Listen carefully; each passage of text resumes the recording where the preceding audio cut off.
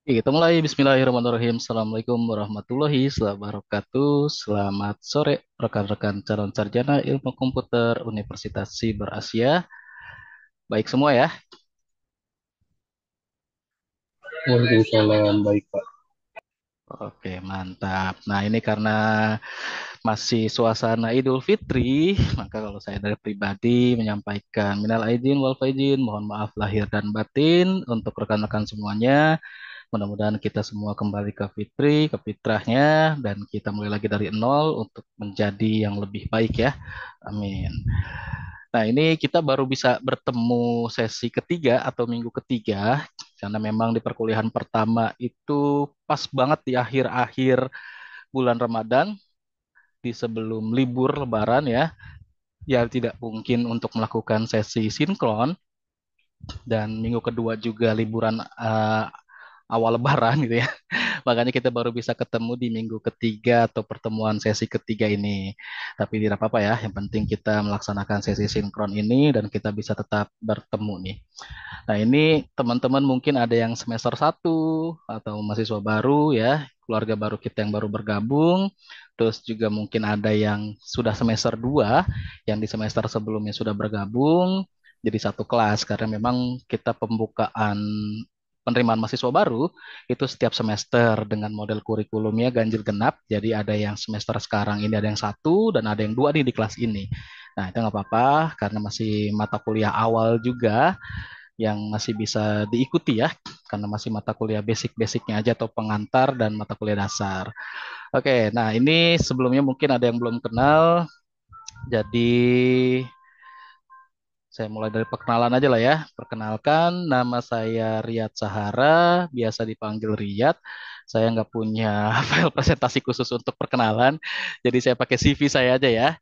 Nah, ini jadi jenis kelamin alhamdulillah laki-laki, gak ada niatan untuk berubah. Saya muslim, sudah menikah, saya kelahiran 89, alamat saya di Jakarta Barat. Nah, untuk pendidikan saya S1-nya itu Sistem Informasi jurusannya di Mercu Buana, lulus tahun 2011. Lalu S2-nya ini agak sedikit nyasar ke elektro di engineering ya. Tapi untuk mayoringnya atau untuk peminatannya adalah di telekomunikasi manajemen. Ini di bidang telkom, jaringan lah ya. Nah, terus saat ini juga saya sedang menempuh pendidikan di program studi S3 Ilmu Komputer IPB, baru banget masuk, jadi sama kita masih maba dan ini belum saya upload ke CV ya. Untuk sertifikasi saya ya beberapa aja, internasional atau di lokalnya, terus pekerjaan juga ya gitu-gitu aja lah ya, nggak ada yang perlu disampaikan lah. Oke, kalau saya sendiri sebenarnya bidangnya adalah di Information Security Management System atau ISMS di keamanan jaringan. Saya bersecurity, tapi saya juga di bidang data science ya. Jadi ada dua sebenarnya peminatan saya. Cuma kalau saya sendiri lebih ke arah kalau yang saya suka gitu ya, kalau yang saya suka nih preferensi saya itu sebenarnya di software engineering. Cuma kalau di pekerjaan tuh banyaknya di situ. Dan bidang penelitian juga banyaknya ya di networking sama di data science-nya. Jadi ya karena background saya yang satunya di sistem informasi, yang keduanya di networking, jadinya ya dua-duanya ya. Sebenarnya saya bisa hidup di beberapa alam ya. Di ilmu komputer jadi, di elektro atau di telkom juga jadi juga gitu. Ah, modal merendah enggak modal merendah. Nah, saya juga sedang aktif di beberapa organisasi seperti IEEE dan Ikatan Ahli Informatika Indonesia sama Aptikom ya, Asosiasi Pendidikan Tinggi Ilmu Komputer. Gitu-gitu aja. Terus untuk status pekerjaan ya ini ya, dosen tetap di Prodi PJJ Informatika Universitas Siber Asia. Oke, kalau dari saya sih ya gitu aja perkenalannya, jangan banyak-banyak ya. Karena kita sebenarnya sudah di minggu ketiga atau pertemuan ketiga, harusnya perkenalan di minggu ke satu ya. Oke, untuk minggu ketiga atau perkuliahan sampai dengan minggu ketiga ini, ada kesulitan nggak dari akses LMS, dari materi perkuliahannya, dari komunikasi, komunikasi harusnya nggak ya, karena kita ada di era Society 5.0 di mana komunikasi ini sudah sangat-sangat mudah Walaupun kita ini berbeda tempat, berbeda lokasi, atau bahkan berbeda zona waktu, tapi komunikasi tetap bisa dijalankan dengan normal dan lancar, asal ada koneksi internet gitu aja. Seperti contohnya kita saat ini sedang ada di satu ruang secara bersama-sama, perkuliahan dengan model sinkron ya. Kita melaksanakan tatap muka secara virtual lewat aplikasi Zoom. Nah, jadi kita bisa berkomunikasi secara langsung. Oke, sudah paham semua ya aturan main perkuliahannya, terus tentang aturan perkuliahan, cara akses web perkuliahannya atau LMS ya, Learning Management System itu juga sudah pernah disampaikan, pernah dapat sosialisasi juga waktu acara Pensamaku untuk teman-teman yang di semester 1 ya, yang belum lama ini kita laksanakan sebelum liburan Lebaran tuh ya, hari Sabtu dan Minggu kita melaksanakan Pensamaku. Terus di teman-teman yang di sudah semester 2 juga sebelumnya sudah pernah berkuliah juga semester 1, jadi harusnya sudah tidak ada masalah. Kalaupun ada masalah, nanti boleh langsung ditanyakan ke dosen kelasnya, atau dosen pembimbing akademiknya, atau ke Ibu Sekprodi Bu Cian, atau ke Bapak Kaprodi Pak Sahid, gitu ya. Boleh kita open komunikasi. Fikrian. Oke. Nah, ini karena mungkin masih kalau di pertemuan langsung, kita pertemuan pertama ya.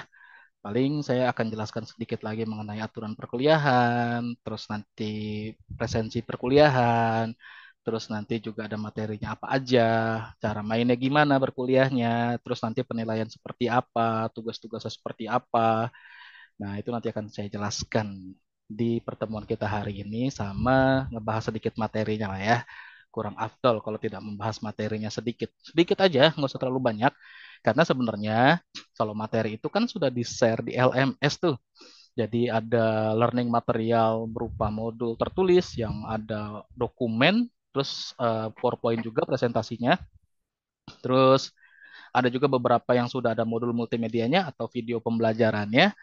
Ya, ada kuis juga sebagai evaluasi pemahaman penyerapan materi yang teman-teman sudah lakukan atas materi yang sudah di-share. Terus ada juga forum atau diskusi ya, yang dimana itu untuk merangsang keaktifan teman-teman terhadap pemahaman materi lebih baik lagi, sebagai sarana juga untuk berforum akademik atau berdiskusi akademik mengenai materi yang sudah disampaikan di kelas perkuliahannya. Nah, ini ada beberapa yang teman-teman izin off cam, nggak apa-apa ya. Kita kalau di bidang teknik, khususnya di ilmu komputer, sangat paham mengenai bandwidth ya. Jadi kalau ada yang bandwidthnya mandek-mandek atau bandwidthnya pas-pasan, ya off cam nggak apa-apa. Yang penting bisa aktif atau bisa menyimak. Terus yang kalau misalkan kita juga sadar, teman-teman kita ini, mahasiswa ini kita kelas bukan kelas reguler ya, tapi campuran. Ada beberapa juga yang statusnya sudah sebagai karyawan atau pekerja atau profesional atau punya aktivitas lainnya, di mana bisa mengikuti perkuliahan dengan model sinkron ini sudah sangat luar biasa.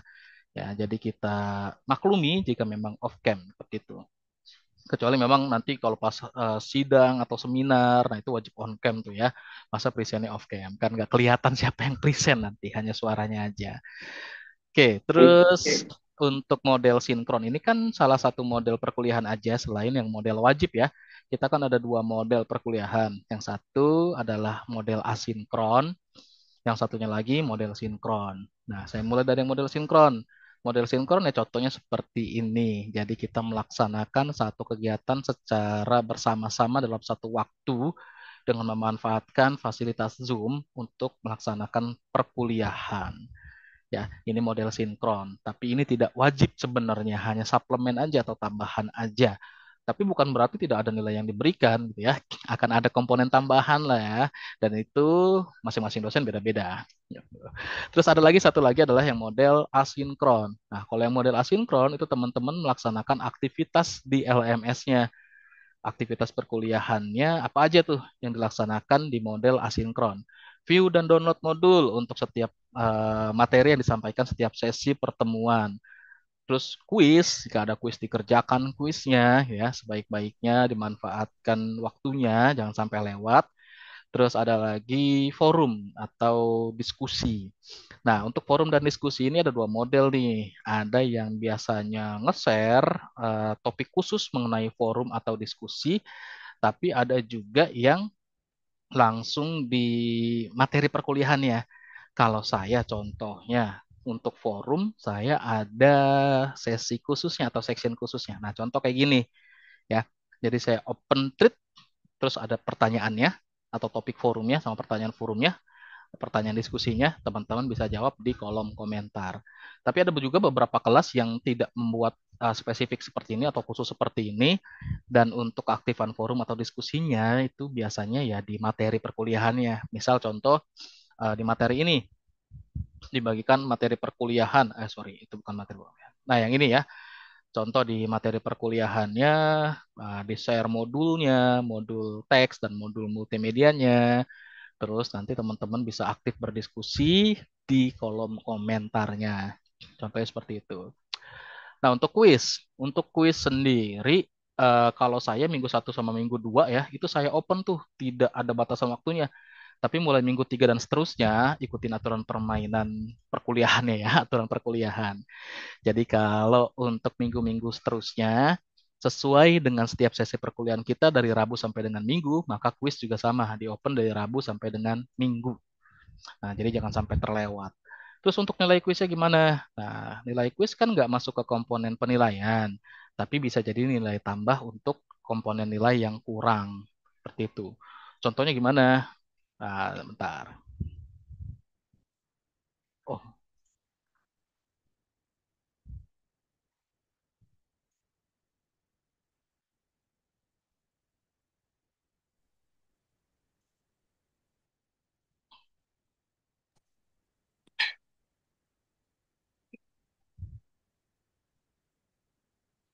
contohnya seperti ini.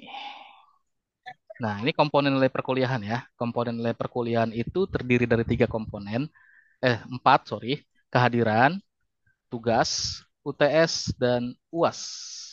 Tidak ada kuis ya. Nah, tapi kuis itu biasanya akan kita jadikan sebagai nilai tambah di komponen-komponen yang kurang, kayak misal di tugas, UTS, atau UAS. Terus kayak misalkan aktivitas sinkron seperti ini. Nah, itu bisa kita jadikan juga nilai tambahan untuk komponen lainnya. Jadi setiap aktivitas itu akan ada apresiasinya ya, tidak dilakukan secara sia-sia oleh teman-teman semuanya. Nah, terus kalau kita lihat kehadiran ini prosentasinya lumayan nih, 30%. Kenapa? Karena memang ini aturan main di Unsia ya, dengan perkuliahan yang modelnya full online learning, distance learning seperti ini, komponen kehadiran ini harus kita sedikit lebih tinggikan presentasinya sebagai indikasi bahwa mahasiswanya atau pelajarnya itu melakukan aktivitas dengan semestinya. Itu. Jadi setiap aktivitas yang dilakukan itu kan yang di asinkron ya, itu nanti akan menjadi parameter untuk mendapatkan presensi kehadiran yang nanti akan ada poinnya atau nilainya. Dan di sini contohnya untuk nilai akhirnya itu prosentasi dari nilai kehadiran adalah sebesar 30%.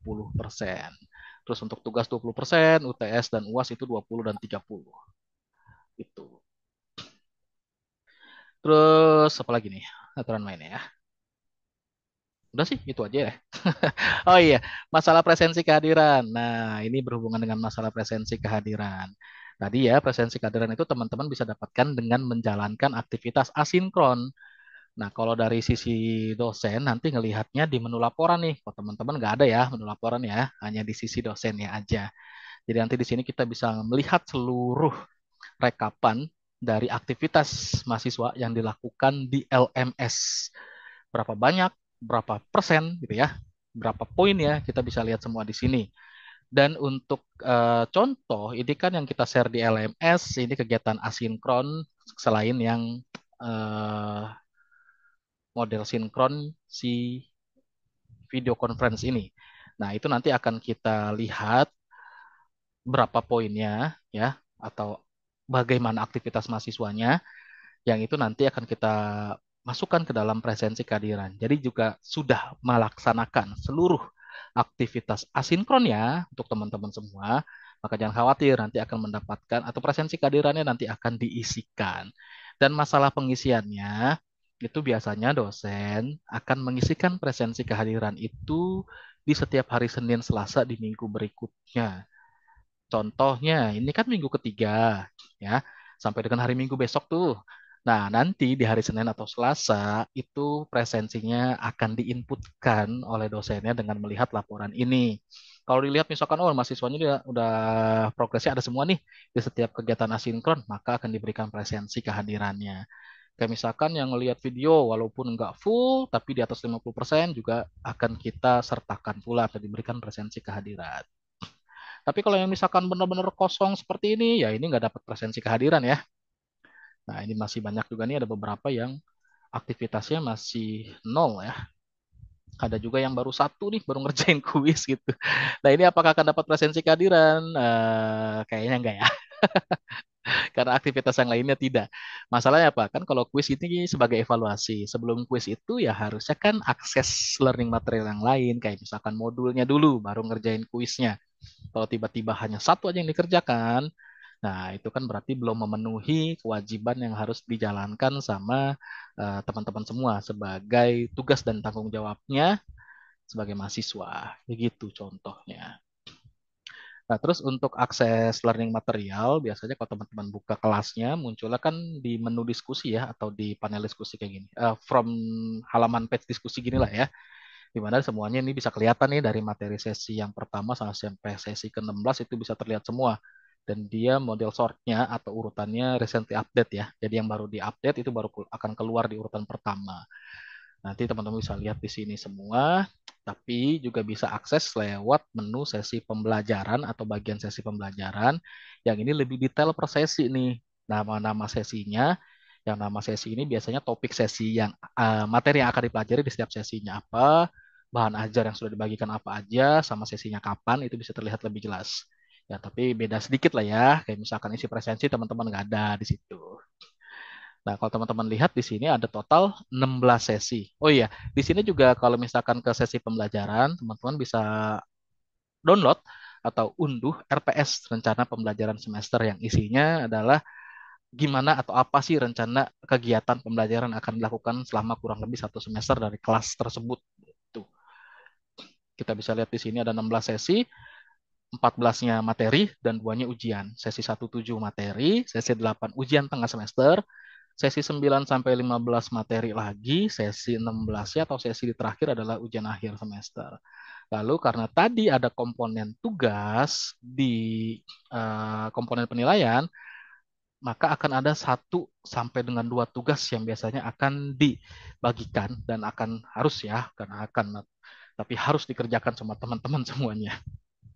Kalau saya biasanya tugas itu saya akan share di pertemuan kelima atau keenam, dan saya biasanya nggak mau banyak-banyak melakukan proses penilaian, makanya tugas itu biasanya adalah sekaligus untuk UTS. Jadi satu soal teman-teman mengerjakan satu kali, tapi untuk 2 komponen, untuk komponen tugas dan komponen UTS-nya. Jadi biar nggak terlalu banyak apa eh, evaluasi penilaiannya lah ya. Karena memang modul apa mata kuliah pemrograman khususnya seperti ini kan mata kuliah pemrograman jenisnya nih ya. Teman-teman sendiri sih harusnya selain mempelajari materi hanya membaca atau menyimak tapi juga melakukan simulasi secara mandiri dari setiap materi yang sudah di-share. Kayak misal contoh di materi sesi 3 membuat paragraf di HTML. Nah, materinya atau teorinya udah dapet, tinggal simulasinya gimana. Kalau nggak pakai simulasi, ya pasti pemahaman atau penguasaannya nggak lebih baik dibandingkan dengan teman-teman yang melakukan review, baca modulnya, nyimak modulnya, plus simulasi. Cuma kalau saya pribadi pasti apa ya? Ini kan teman-teman juga sudah rata-rata ada beberapa yang memang sudah bekerja dan mungkin bidangnya sama gitu, mungkin sudah pernah mengalami materi ini gitu ya, terus sudah familiar bahkan sudah ada yang expert ya nggak apa-apa lah ya dicoba-coba aja siapa tahu lupa itu. Dan kalau yang sudah expert mungkin bisa share-share expertise-nya, bagi-bagi knowledge-nya ke teman-teman semuanya yang mulai dari nol nih. Nah, kenapa ini materinya basic? Mungkin ada beberapa juga teman-teman mahasiswa yang sudah expertise atau sudah profesional di bidangnya merasa, wah kok belajarin lagi gitu. Ya memang kalau di kuliah itu kan kita ngulasnya dari nol dulu ya, sampai dengan bertahap ke tahap expertnya. Jadi ya dimaklumi saja, kita tidak bisa langsung loncat ke bidang atau ke level di mana teman-teman yang memang sudah familiar tapi kita juga harus mulai dari nol untuk bisa menyesuaikan juga ke teman-teman yang mungkin baru terjun ke bidang ilmu komputer, gitu ya. Terus apa ya? Diizinkan bagi dosen matkul untuk share data aktivitas per sesi untuk reminder bagi mahasiswa asal terhadap LMS agak lambat untuk presentasi aktivitasnya. Nah, kalau untuk yang seperti ini biasanya teman-teman minta aja ke dosennya. Harusnya sih nggak boleh nge-share ya, karena itu berhubungan dengan data teman-teman yang lainnya tuh. Kalau yang nggak ada masalah sih ya nggak apa-apa, tapi kalau misalkan ada yang merasa dirugikan dengan adanya sharing seperti itu kan nggak juga ya, karena kita berhubungan dengan privasi data lah. Tapi kalau untuk di open kayak di sesi sinkron seperti ini ya oke-oke aja. Kayak misalkan tadi saya sampaikan gini-gini-gini gitu. Nah, teman-teman bisa melihat ya atau bisa menyimak tadi dan sekaligus juga kalau misalkan mau ngecek secara mandiri kan bisa juga. Sebenarnya bisa banget ya. Teman-teman bisa ngecek nih di menu salah satu menu yang ada di LMS teman-teman namanya ada SES. Nah, ya, ada SES-nya. Tuh. Ini bisa dicek secara mandiri nih. Ada yang sangat aktif, ada yang aktif, ada yang kurang aktif. Nah, yang aktif sampai dengan sangat aktif itu presensinya pasti adalah. Nah, kalau yang kurang aktif ini harus aware lagi nih, apa yang belum dikerjakan. Nah, kan kayak misalkan interaksi, feedback, presensinya. Nah, itu teman-teman bisa lihat secara mandiri ya. Presensi ini berhubungan dengan setiap sesinya, apakah sudah dipresensikan apa belum. Kalau belum 100% dilihat, berarti ada satu sesi atau beberapa sesi yang belum dipresensikan. Nah, itu bisa langsung komunikasikan ke dosennya. Sebenarnya kalau melihat udah diabsenin atau sudah dipresensikan keadaan atau belum, lihat aja di bagian presensinya. Mungkin teman-teman tampilannya agak beda, tapi kayaknya sama sih ya. Yang keluar itu adalah interaksi, feedback, presensi, sama engagement score-nya berapa di apa akun teman-teman sendiri di LMS. Coba aja dicek-cek ya. Kalau yang laporan ini biasanya ya kita nggak nge-share ya.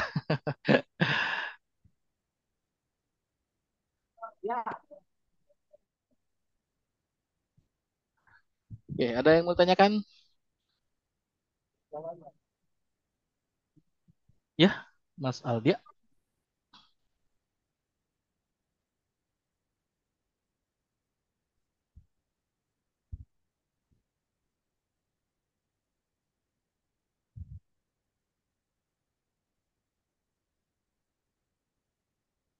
aman? Oke, ada chat. Untuk lewat mobile, apakah tersedia menu tersebut?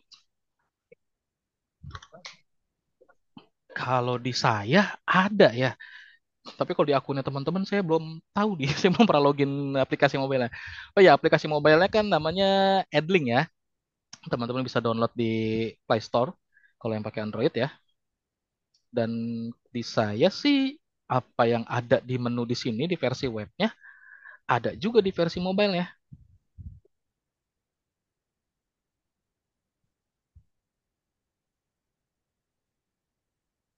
Jadi barusan saya cek ada semua.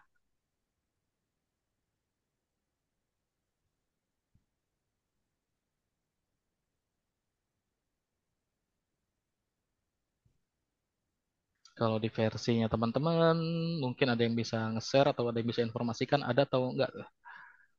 Adlink model ada tuh. Nah, itu ada tuh kata Mas Diki Frana. Ada menu SES. Nah, itu bisa dilihat ya. Soalnya kalau di akun saya sih ada.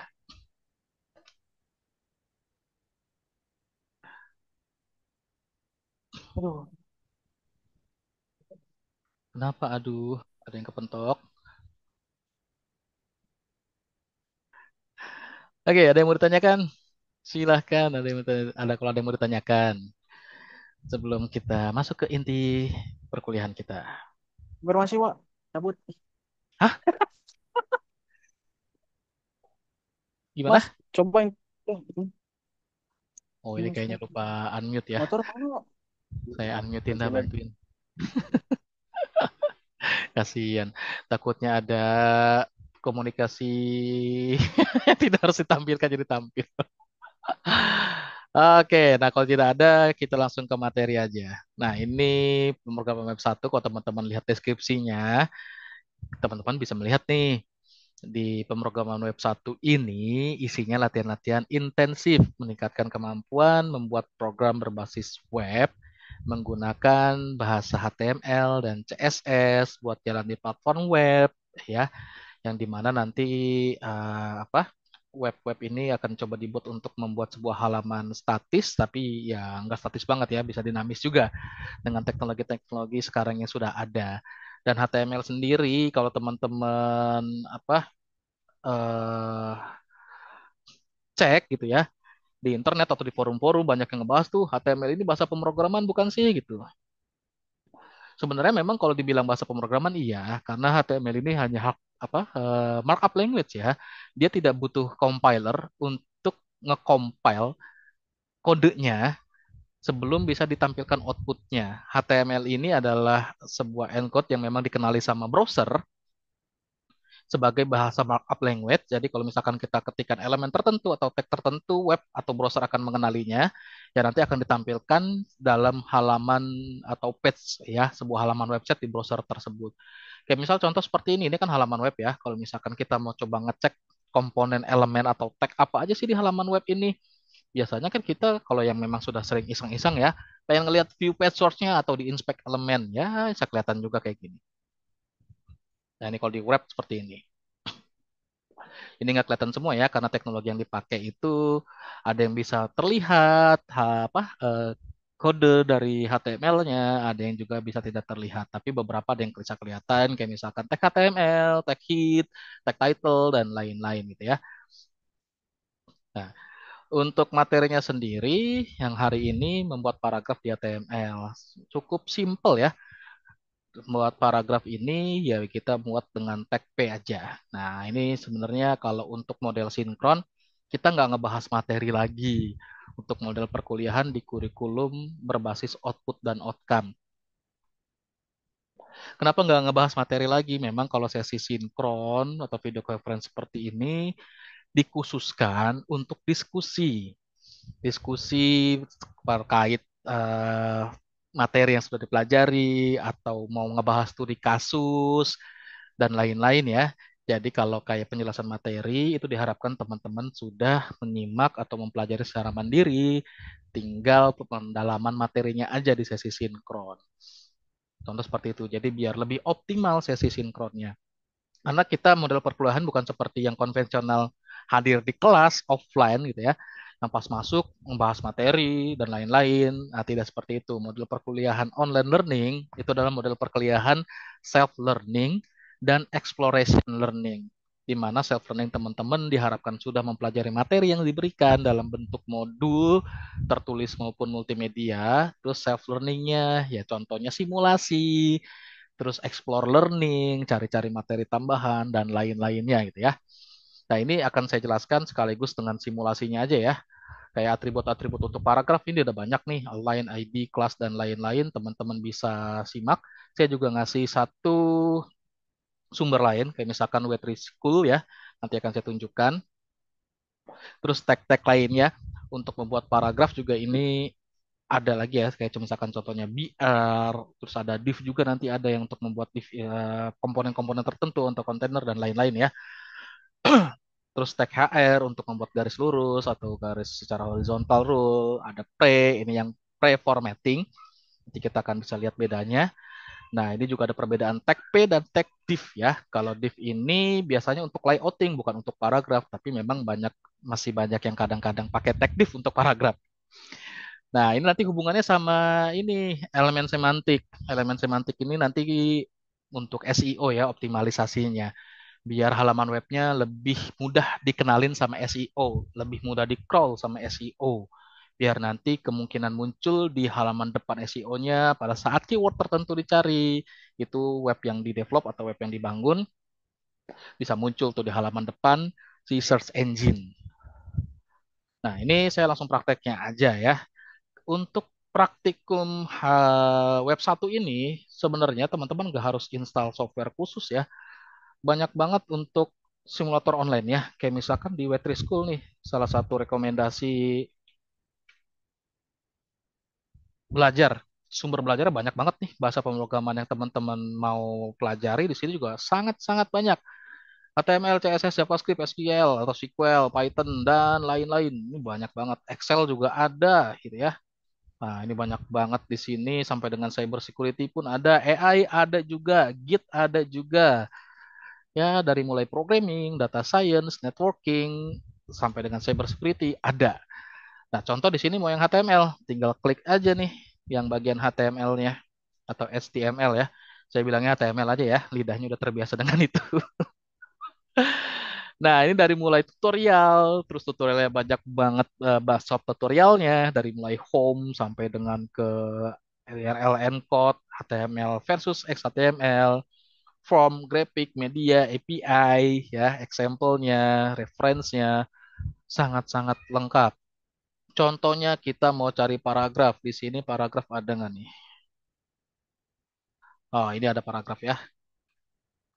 Contoh paragraf. Nah, di sini ada example contohnya. Bisa kita coba. Nah, di sini kan ada simulasinya nih ya. Online Simulation Programming. Oke. OSP. Nah, di sini ada nih contoh perjalannya di browser.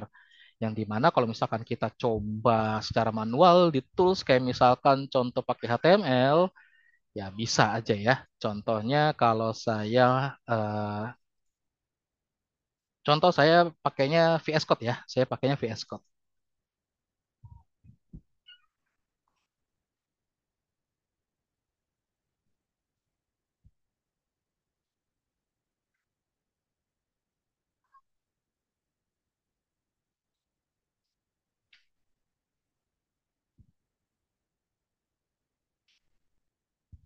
Contoh saya buka folder ini pakai VS Code.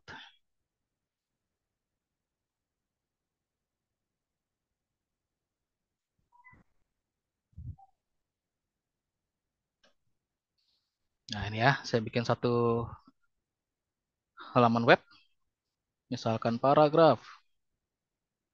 Extensionnya boleh HTML, boleh HTML ya. Nah ini untuk yang basic ini atau dasar-dasar HTML, itu teman-teman bisa nyimak di sesi satu dan sesi 2 ya. Sesi satu dan sesi 2.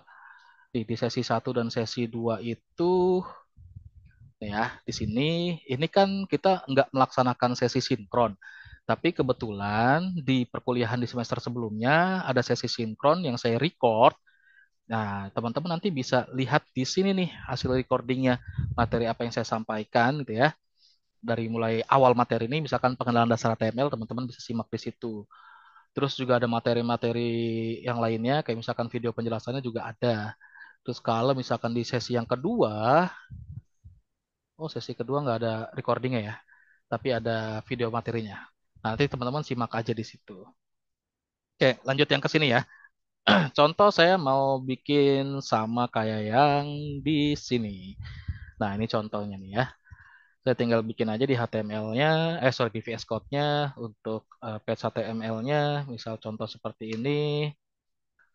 Terus saya bikin tag P, kok di situ.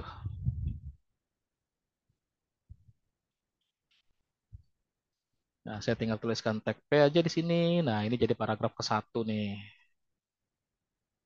Contoh seperti itu. Terus kalau mau saya running, nah karena di sini saya ada extension Go Live, ya saya bisa pakai Go Live. Teman-teman nanti juga bisa tambahin extension-extension untuk HTML dengan misalkan cari aja di sini HTML, tambahin aja extension yang teman-teman suka ya, dan memang berguna ya, ditambahkan saja. Kayak misalkan tadi misalkan live server, boleh ditambahkan. Nah, ini contohnya saya pakai ini live servernya. Nah, yang kayak gini-gini di YouTube itu banyak banget referensinya ya, apalagi untuk kayak web satu nih, HTML, CSS, Bootstrap itu banyak banyak banget referensinya. Nggak akan pernah kekurangan referensi lah. Nah, contoh yang seperti ini kalau misalkan saya running di servernya, nanti akan kebuka di browsernya, contoh kayak gini nih. Nah, ini hasil runningnya ya, hasil running dari code yang tadi ini. Kalau misalkan tadi ini saya copy jadi ada paragraf kedua, ya nanti akan ada paragraf kedua seperti ini. Tuh. Ini tanpa saya refresh ya, karena ada settingan auto save-nya. Jadi kalau ada perubahan langsung berubah. Ini kalau pakai Rev Server, tapi kalau mau dibuka manual, ya cari aja folder di mana di save-nya file HTML-nya. Tinggal double klik, ya nanti akan kebuka di sini. Beda URL-nya ya, yang ini based on directory saya nyimpan filenya. Ini pakai live server yang ada di VS Code-nya, yang jadi extension VS Code. Cara runningnya, oh kalau cara runningnya tadi kalau di VS Code itu tinggal ini aja yang live servernya tadi diklik ya. Yang pasti kita install dulu nih live server ini. Cari aja di VS Code extensionnya di bagian extension ya. Cari live server, tinggal install.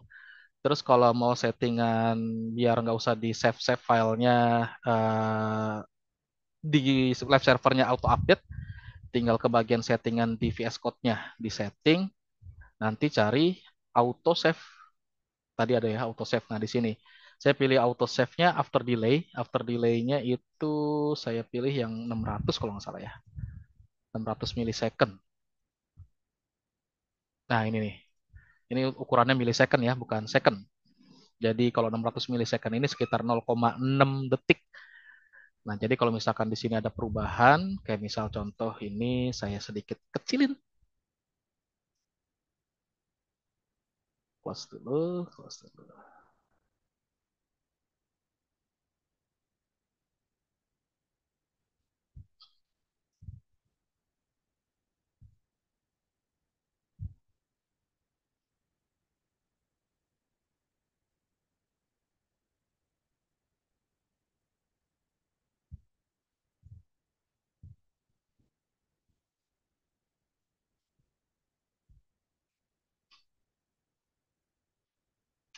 Eh, jadi kalau misalkan ada perubahan seperti itu, jadi di browsernya ini dia langsung update ya,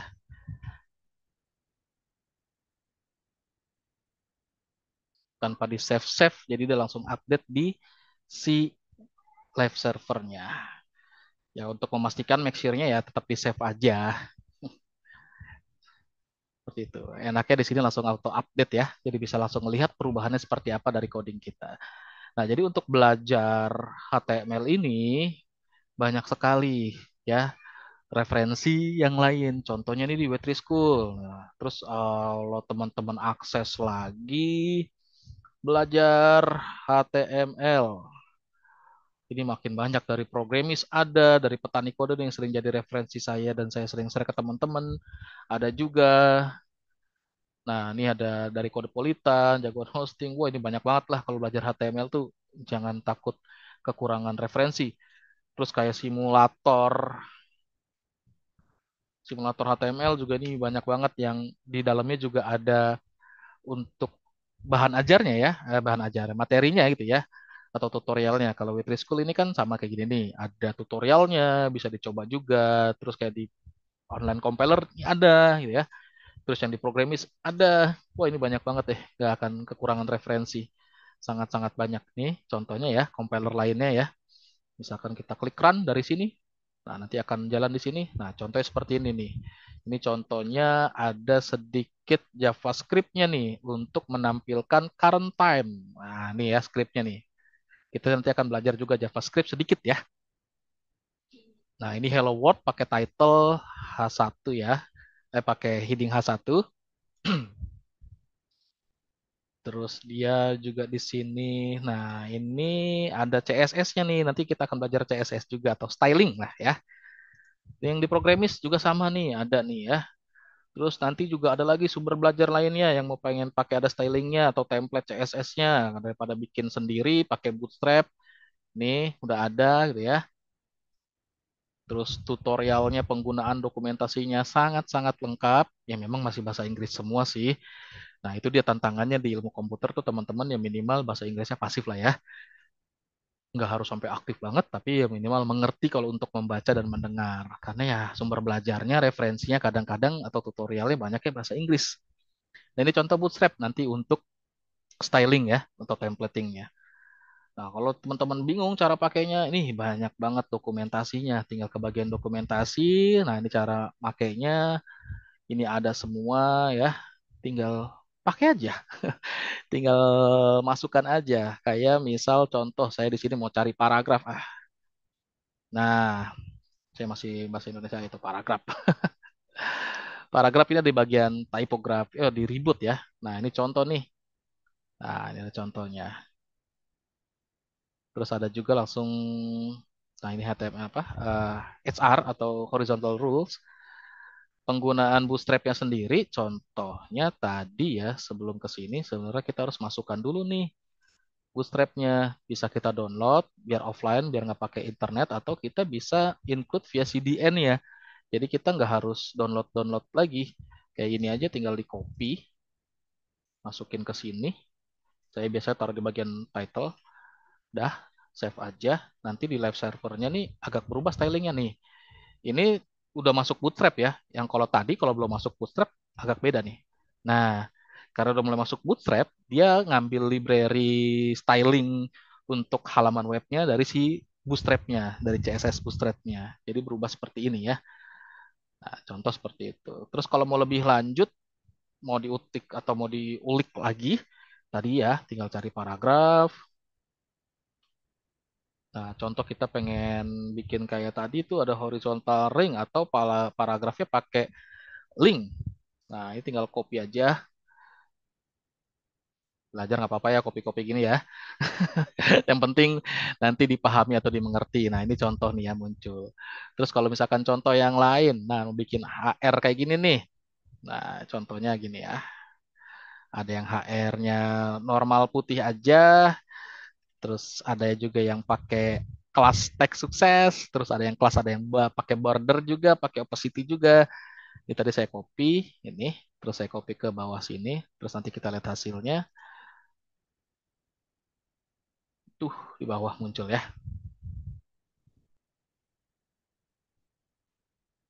Nah, pokoknya bahan belajarnya sangat-sangat banyak lah. Teman-teman nggak akan kekurangan referensi.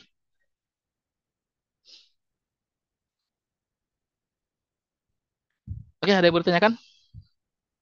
Simulasinya sih seperti itu ya. Ini sepertinya ada yang sedikit familiar saya. Ada yang mengulangkah mata kuliah ini? Sedikit pusing, ya, tenang aja. Kalau pusing pelan-pelan aja. Jangan langsung dicerna semua-muanya. Step by step aja. Cobain satu per satu. Jangan langsung semuanya. Saran saya seperti itu ya.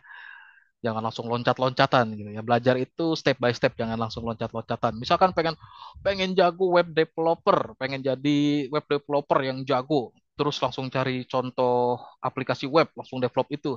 Santai dulu, pahami dulu foundationnya seperti apa. Harus belajar apa dulu nih sebelum bisa kayak gini gitu. Misalkan pengen bikin aplikasi e-commerce yang gede kayak Tokopedia, iya, boleh aja langsung ke situ kalau sambil belajar, tapi ujung-ujungnya belajar dulu foundationnya seperti apa, minimal ya tadi ini UI-nya bikinnya pakai apa, ya dari front end, back end-nya kayak gimana gitu ya, pelan-pelan. Nah, kayak misalkan tadi contohnya yang saya sampaikan, kalau ngikutin modul ya silahkan ikutin modul, tapi kalau misalkan nyari referensi lain, kayak misalkan di Wetri School, nah ikutin pelan-pelan dari HTML nih ya, buka HTML, masuk ke HTML yang home-nya di tutorialnya, satu persatu dicobain. Nah, ini nih ya. Mulai dulu dari sini. Kalau ada kuisnya ikutin aja kuisnya. Terus introduction dipelajari bagian-bagian HTML itu apa aja komponennya, ada elemen apa, ada tag apa dan lain-lain gitu ya. Dipahami sedikit-sedikit step by step, jangan langsung loncat-loncatan. Terus nanti misalkan lanjut lagi ke bagian paragraf. Oh, paragraf itu buat bikin apa sih? Cara bikinnya gimana? Terus bisa dimodifikasi sampai jadi kayak gimana aja paragraf, contohnya kayak gitu. Nah, itu pelan-pelan dipelajarinya, sama sambil disimulasikan. Makanya, saran saya untuk mata kuliah yang jenisnya pemrograman, atau ada pemrograman web, web satu, web 2, terus ada algoritma dan struktur data, terus ada algoritma pemrograman, nanti ada machine learning, ada data mining, terus ada yang pemrograman internet apa jaringan juga. Setiap mata kuliah yang jenisnya adalah pemrograman, jangan lupa untuk disimulasikan secara mandiri, biar lebih masuk materinya, biar lebih memahami materinya. Seperti itu. Wajib hukumnya sebenarnya untuk simulasi secara mandiri. Contoh ide sederhana pakai HTML dan CSS. Di modul sih ada, tapi di pertemuan di akhir-akhir ya. Ini ada yang nanya nih teman kita nih, Mbak Lita ya. Tapi kalau misalkan mau lihat-lihat contohnya, kayak misalkan tadi yang saya share di Wetri School ya. Nah, ini kan nanti ada example-nya nih. Example mana nih?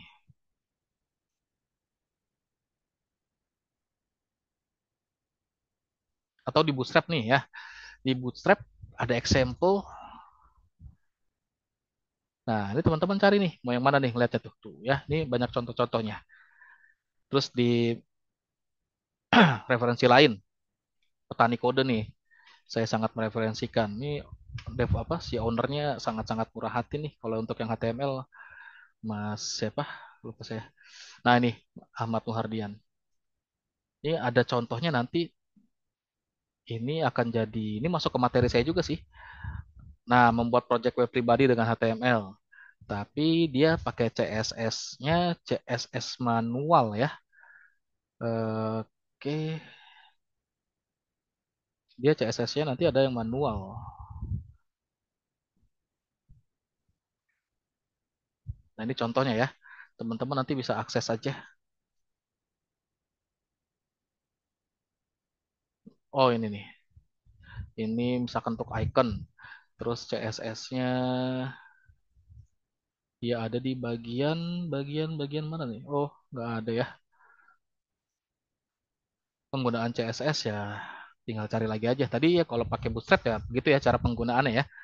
Masukkan dulu atau download dulu Bootstrap-nya atau import via CDN-nya atau nanti tinggal cari lagi CSS HTML. Ya, ini banyak banget nih. Di Web3 School juga tadi ada ya penggunaan CSS. Atau di sini nih tuh. Ini yang khusus ngebahas seluruh CSS. Banyak banget. CSS itu komponen yang lumayan banyak banget ya. Kalau saya sih sudah males juga sih kalau yang manual-manual. Ya dari sini aja lah, udah ada semua. Di dokumentasi kita mau cari apa, misalkan menu, menu juga ada di sini. Nih ya, di bagian komponen, menu atau navigation ada di sini nih. Navbar, tuh, udah ada contohnya. Kalau misalkan saya create lagi nih, contoh ini ya, di sini. Saya mau create ulang.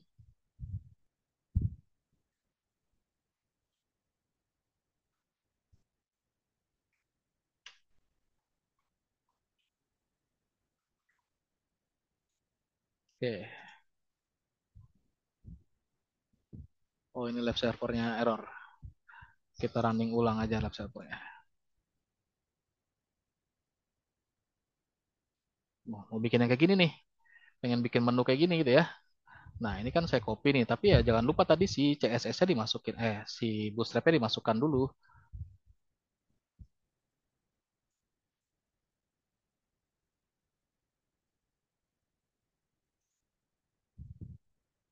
Ya, masukin ke sini. Biasanya sih saya suka naruhnya di sini. Dalam tag head di atas title. Terus ini juga scriptnya sama. Terus baru contoh ininya nih, dia nih, copy aja. Ini bukan ngajarin kopas ya, tapi ya emang begitulah. Zaman sekarang ngapain juga ngetik dari awal kalau bisa kopas, yang penting kita ngerti penggunaannya, tahu buat apa, dan tahu itu apa, tinggal modifikasi aja. Nih, udah jadi. Tuh, cepet ya. Bikin halaman web sekarang itu nggak sesulit dulu. Dulu tuh saya ngoding pakai, kalau nggak ini nih ya, Notepad. Dulu lagi pakainya WordPad juga. Sekarang kayaknya udah nggak ada WordPad ya. Oh, WordPad masih ada. Muncul lagi dulu ada Notepad plus plus gitu ya. Terus muncul lagi eh Dreamweaver. Terus baru muncul lagi kayak misalkan Sublime Text. Mungkin sekarang juga masih banyak yang pakai Sublime Text gitu ya. Terus baru muncul lagi VS Code dan lain-lain. Ada shortcut yang saya gunakan. Shortcut-shortcut ini saya juga nggak hafal seluruh shortcutnya ya. Banyak banget shortcutnya gitu. Sambil berjalan aja deh. Kalau misalkan tadi yang kalau saya mau bikin HTML gitu ya. Contoh saya bikin satu lagi nih doc.html. Bikin HTML kan shortcutnya tinggal gini aja. Nanti kan ada kayak auto suggestion yang pasti tadi makanya di extension itu kayak HTML IntelliSense masukin tuh biar dikenali. Nah, ini nih ya. Nah, ini kita install. Itu aja. Terus kayak misalkan kayak tadi lagi tuh yang ada saya ngetikin cuma P dengan P doang, ya nanti kalau misalkan ada kode itu atau tag atau elemen itu di halaman apa di sebuah source code HTML ya, ya nanti akan muncul di sininya. Nanti tinggal kita pakai aja tuh ya. Ini kan ada semua. Yang untuk heading atau judul tuh ada juga ya. Nah, ini juga ada tuh ya. Terus yang kayak form juga ada. Kalau shortcut-shortcutnya sih banyak banget. Eh, Dokumentasinya saya juga nggak hafal semua. Tapi kalau kita mau cari ya selalu ada. Shortcut HTML nih. HTML, VS Code. Tuh, banyak banget. Nah, ini ya. Oke, ini ada pertanyaan apa lagi nih? Dipentingkan ketika mau milih untuk info CDN atau install di lokal. Kalau install, pasti lebih besar ukuran filenya. Enaknya nggak butuh koneksi internet. Tapi kalau mau load atau import via CDN, ya kita nggak harus download, nggak ada file offline ya. Tapi pada saat mau jalan ini ya butuh koneksi internet. Kalau koneksi internetnya nggak ada, terganggu, ya komponennya nggak jalan dengan si library yang ada di Bootstrap yang kita pakai. Terus Mas Andreas nanya, untuk yang ini sekaligus penjalan tugasnya ya, untuk outputnya atau goal di semester satu khususnya untuk mata kuliah web satu ya, saya bicara web satu dulu. Teman-teman nanti bisa menguasai untuk UI, front end bagian UI-nya ya, semua komponen atau segala yang berhubungan dengan HTML, CSS ya, itu teman-teman bisa kuasai dan pahami.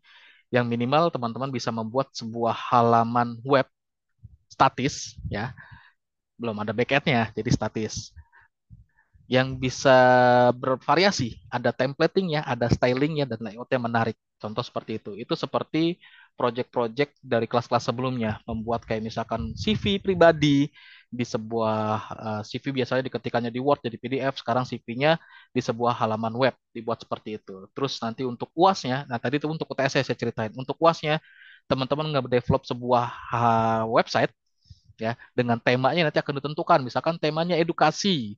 Nah, nanti teman-teman bikin sebuah halaman web yang isinya tutorial ngapain tuh, misalkan tutorial penggunaan VS Code, tutorial HTML atau tutorial penggunaan Bootstrap yang nanti akan di-online-kan ya. Nah, kalau nggak di-online kan ya minimal di lokal jalan gitu aja. Terus cara masukin gambar, audio, dan video materi. Materi keberapa? Nah, ini kalau teman-teman akses LMS, nanti bisa lihat nih apa aja yang dipelajari di selama kurang lebih satu semester ini ya. Jadi jangan lupa nih dicek-cek, dicek-cek ya LMS-nya. Kayak misalkan dari sesi satu pengenalan dasar HTML, 2 tag elemen atribut, 3 paragraf, 4 heading dan lain-lain, 5 link, 6 gambar, 7 list. Terus nanti ada form, ada elemen semantik, video, audio, project web pribadi nih yang ngambil dari tadi punya Mas Ahmad tuh di Petani Kode. CSS, terus ada selektor CSS plus JavaScript. Nah, itu nanti akan dipelajari semua. Jadi, kalau mau lihat apa aja yang akan dipelajari dalam kurang lebih satu semester, coba cek LMS-nya ya. Oke, ada lagi yang mau ditanyakan?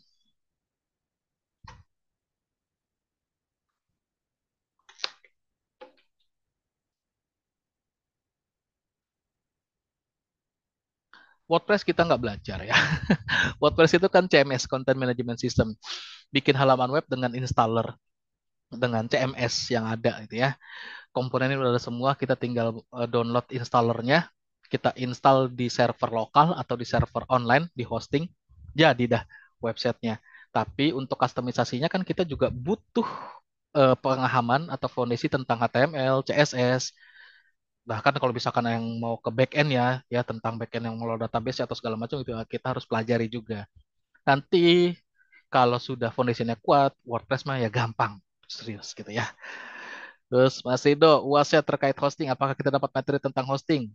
Memang di materinya nggak ada, tapi nanti akan saya sampaikan cara penggunaan hostingnya. Tugas UTS mandiri, UASnya nanti berkelompok.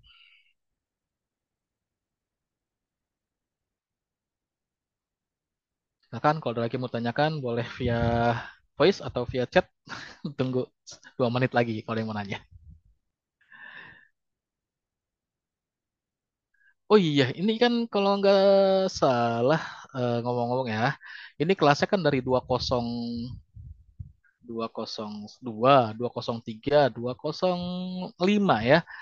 Nah, karena ada keterbatasan slot Zoom yang pro-nya, license-nya, dan kelasnya paralel, mohon disampaikan untuk teman-teman yang di 205 sama 203 gitu ya. Karena kalau teman-teman lihat di, saya buka lagi, ntar. Nah, ini kan saya paralel nih, melaksanakan sesi sinkron untuk 3 kelas sekaligus ya. Untuk 3 kelas sekaligus saya laksanakan. Nah, ada yang ikut Zoom-nya lewat ini, ya gabung ke sinkron. Contohnya ini kelas 202. Nah, lewat button ini nih. Tapi kalau yang di kelas 203 sama di kelas 205, mungkin akan melihat udah selesai pertemuannya. Mana dia? Nah, ini. Nah, nanti join-nya via link ini aja. Ini link di-generate dari link yang ini ya, dari room yang ini. Sama halnya dengan yang 205. Karena nggak bisa 3 kelas sekaligus dijadikan satu dengan ngeklik itu. Jadi yang terakhir diklik itu yang aktif, yang lainnya nanti akan jadi selesai, dianggapnya selesai. Makanya tadi yang saya klik duluan mungkin teman-teman dapat notif kelas dimulai nih 203 sama 205. Tapi kalau begitu mau join, oh udah selesai. Atau pas mau join nggak bisa, ikut lewat link aja. Gitu ya. Nanti kalau misalkan yang di sini sudah berhasil join dari kelas 203, 205, minta tolong bantuannya informasikan ke teman-temannya seperti berikut tadi ya.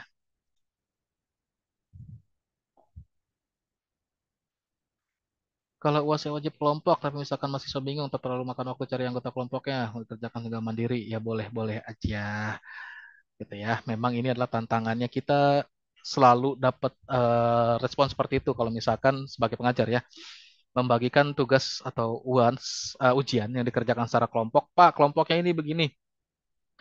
Ya salah satu profil lulusan di semua bidang dari aspek sikap dan di pengetahuan basic adalah bisa bekerja sama secara kelompok, baik itu nanti jadi PIC-nya atau anggota kelompoknya. Yang di dunia real, di industrinya, di kehidupan nyatanya juga kita bekerja kadang tidak secara individu. Pasti akan ada interaksinya dengan orang lain di kelompok yang sama atau dari satu kelompok kita.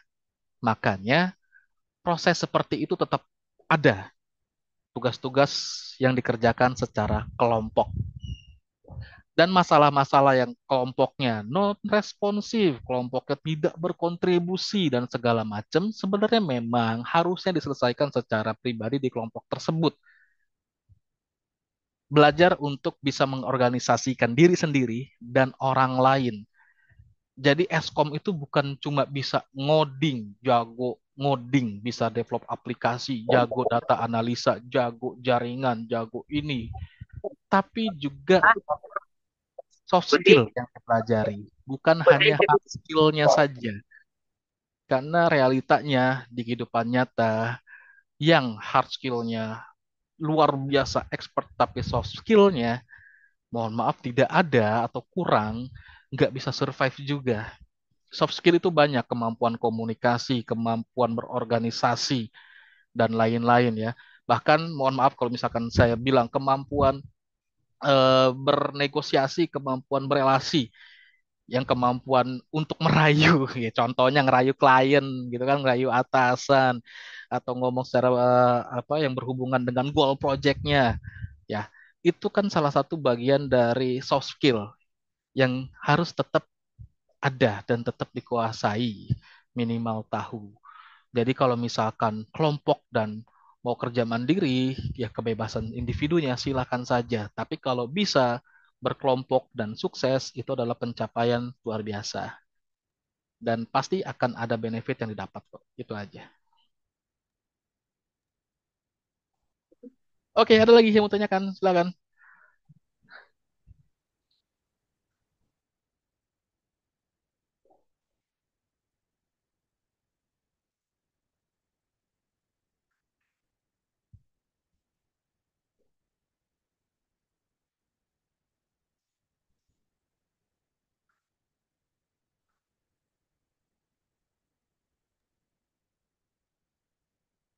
Aman? Beres? Oke, kalau nggak ada lagi, jangan lupa ya dipelajari ulang materinya dan simulasikan. Wajib tuh simulasi, apalagi yang mulai dari nol, terjun ke dunia ilmu komputer, informatika, pengen banget bisa develop aplikasi, wajib simulasi. Kalau pengen bisa develop aplikasi tapi nggak mempraktekkan apa yang dipelajari, sulit ya. Ya walaupun teman-teman juga tutorialnya kan banyak tuh di internet, tapi kan ya dimulai dikit-dikit lah dicicil fondasinya. Ya, cara ngedevelop aplikasi itu gampang. Contoh udah banyak banget, tutorial udah sangat-sangat banyak banget gitu ya. Kita bisa custom dari yang udah ada. Cuma untuk logik dan algoritma itu harus tetap diasah. Teman-teman mungkin ada yang sudah dapetin mata kuliah di semester ini, kayaknya aku lupa saya, algoritma dan pemrograman sama dasar pemrograman gitu ya, atau struktur data dan algoritma. Nah, itu kan belajar logik dan algoritma. Ngedevelop aplikasi, mau jago bikin aplikasi itu, kalau saya pribadi nggak harus hafal coding. Saya aja orang yang nggak hafal coding sama sekali. Pokoknya kalau coding ini saya lupa ya, internet aja cari lah. Tapi logik sama algoritma itu yang harus diasah, yang harus dipunya. Dan dua hal tersebut itu adalah foundation untuk teman-teman jadi seorang developer. Mau jadi apapun lah ya, sebenarnya logik sama algoritma itu yang berhubungan dengan ilmu komputer itu tetap harus ada. Tapi tadi foundation masalah code-nya juga harus tetap ada juga. Makanya tadi wajib disimulasikan. Oke, itu aja dari saya. Nanti hasil recordingnya akan saya upload di LMS ya. Setelah proses recordingnya sudah selesai, generate recordnya selesai, terus saya upload di YouTube, saya share di LMS, teman-teman nanti bisa menyimak lagi, dan teman-teman yang nggak ikut sesi sinkron juga bisa menyimak juga ya. Sekian dari saya, terima kasih banyak. Saya tutup. Wabillahi taufiq wal hidayah. Wassalamualaikum warahmatullahi wabarakatuh. Selamat sore semua, selamat melanjutkan aktivitas lainnya. Terima kasih. Terima kasih, Pak. Waalaikumsalam warahmatullahi Makasih, wabarakatuh. Pak. Terima